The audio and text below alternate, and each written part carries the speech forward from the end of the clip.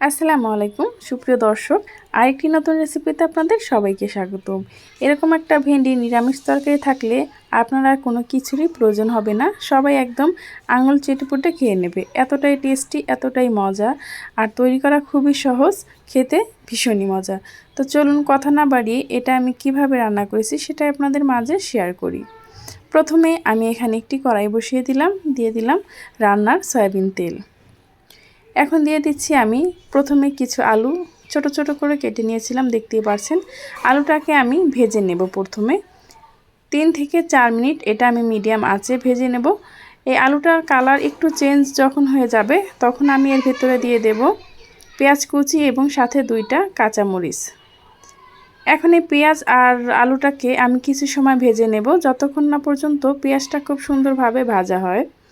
দেখা যায় নিরামিষ তরকারি কিংবা আমরা তরকারি অনেকভাবেই রান্না করে খেয়ে থাকি, কিন্তু এভাবে একবার ট্রাই করবেন। এখন দিয়ে দিচ্ছি আমি 1 চা চামচ আদা বাটা এবং 1 চা চামচ রসুন বাটা আমি একসাথে দিয়ে দিলাম। দিয়ে দিচ্ছি স্বাদ মতো লবণ, আর দিচ্ছি হলুদ গুঁড়ো এবং মরিচ গুঁড়ো। এগুলা দিয়ে আমি আবারও ভালোভাবে একটু কষিয়ে নিচ্ছি, দেখতে পাচ্ছেন। এভাবে ভালো করে আমি 2 মিনিটের মতো মশলাটাকে কষিয়ে নেব। তারপর এখানে দিয়ে দিচ্ছি আমি অল্প পরিমাণ পানিটা দিয়ে আবারও আমি কিছু সময় এটাকে কষিয়ে নেব, যাতে করে খুব সুন্দরভাবে মশলাটা কষানো হয় এবং আদা রসুনের যে একটা গন্ধ থাকে সেটা খুব সুন্দরভাবে চলে যায়। এখন আমি ঢাকনা দিয়ে এটাকে মিডিয়াম আঁচে রেখে রান্না করে নেব, যাতে করে আলুটাও খুব সুন্দরভাবে সেদ্ধ হয়ে যায় এবং মশলাটাও খুব সুন্দরভাবে কষানো হয়। আর যেহেতু ঢেঁড়স দিয়ে আমি এটাকে রান্না করব, সেজন্য আমি আগে থেকেই আলুটাকে সেদ্ধ করে নেব, কারণ ঢেঁড়সটা সেদ্ধ হতে কিন্তু বেশি একটা সময় লাগে না। এখন ঢাকনাটাকে আমি খুলে কিছু সময় আবার নেড়েচেড়ে মিশিয়ে নিচ্ছি। তারপরে আগে থেকে আমি খুব কচি কচি যেই ঢেঁড়স বা ভেন্ডি থাকে সেটা আমি 2 ফালি করে কেটে নিয়েছি। তারপর এটার ভিতরে দিয়ে আবারও ভালোভাবে কষিয়ে নেব। ভালোভাবে এই অবস্থায় নেড়েচেড়ে মিশিয়ে নিতে হবে। এখন কিন্তু কোনো পানি নেই, যাতে করে নিচে লেগে না যায়। তারপর আমি ঢাকনা দিয়ে আবারও কিছু সময় মিডিয়াম আঁচে রেখে এটাকে কষিয়ে নেব। মানে ভেন্ডিটাকে আমি খুব সুন্দরভাবে মশলার সাথে যেন মিশে যায় এরকম।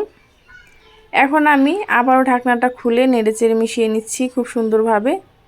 আর নিচে কিন্তু লেগে যায়নি, অবশ্যই সেই দিকে খেয়াল রাখতে হবে। এই ভেন্ডিটাকে আমি অল্প ঝোল দিয়ে রান্না করব, বেশি ঝোল দেব না। আগে থেকেই কিন্তু আলুটা আমার 80% সেদ্ধ হয়ে গেছে। এখন যেটুকু বাকি আছে সেটুকু কিন্তু ভেন্ডির সাথে খুব সুন্দরভাবে সেদ্ধ হয়ে যাবে, সেজন্য আমি এখানে অল্প পরিমাণে পানিটা ব্যবহার করেছি। তারপর আমি ভালোভাবে নেড়েচেড়ে মিশিয়ে দিচ্ছি। এখন আমি একটি ঢাকনা দিয়ে ঢেকে রেখে অন্য একটি কড়াই বসিয়ে দিলাম। এখানে আমি 2টা ডিম ফাটিয়ে নিয়েছি, তারপর এটাকে আমি ভেজে নেব। কড়াইতে দিয়ে আমি কিছু সময় অপেক্ষা করব, তারপর একটু নেড়েচেড়ে ভেঙে নেব এই ডিমটাকে। দেখতে পাচ্ছেন আমি কিভাবে ডিমটাকে ভেঙে নিচ্ছি, ঠিক এইভাবে আপনারাও কিন্তু ডিমটাকে ভেঙে নেবেন।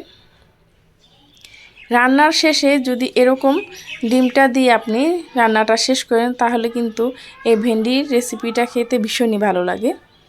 এখন আমি এইটার ভিতরে দিয়ে দেব একটা টমেটো কুচি। আগে থেকে আমি একটা টমেটো কুচি করে রেখেছিলাম, সেটা এটার ভিতরে দিয়ে দিচ্ছি। আর দিয়ে দেব যে ডিমটা আমি ভেজে রেখেছি সেইটা দিয়ে আমি কিছু সময় আবারও এটাকে রান্না করে নেব।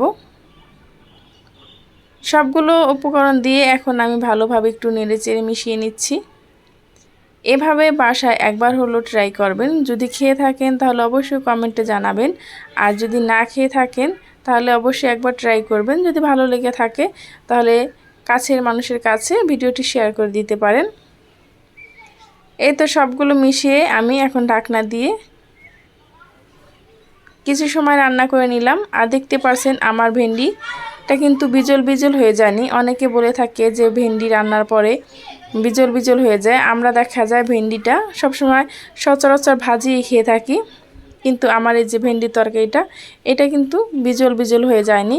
আর আলু ঢেঁড়স বা ভেন্ডি যেটাই বলুন খুব সুন্দরভাবে পারফেক্টভাবে কিন্তু সেদ্ধ হয়ে গেছে। এখন আমি এখানে দিয়ে দিচ্ছি 1 চা চামচের মতো জিরা গুঁড়া। আপনাদের কাছে যদি ধনিয়া থাকে, মানে ধনিয়া পাতা, সেটাও দিতে পারেন। সেটা দিলে কিন্তু আরও বেশি ভালো লাগে খেতে। এখন আমি নেড়েচেড়ে এটাকে চুলাটা বন্ধ করে দিলাম। এখন আপনাদেরকে একটু পরিবেশন করে দেখাচ্ছি। এটা কিন্তু সকালে রুটি দিয়েও আপনারা খেতে পারেন, দুপুরে ভাতের সাথে, রাতেও কিন্তু এটা বেশ ভালোই লাগে।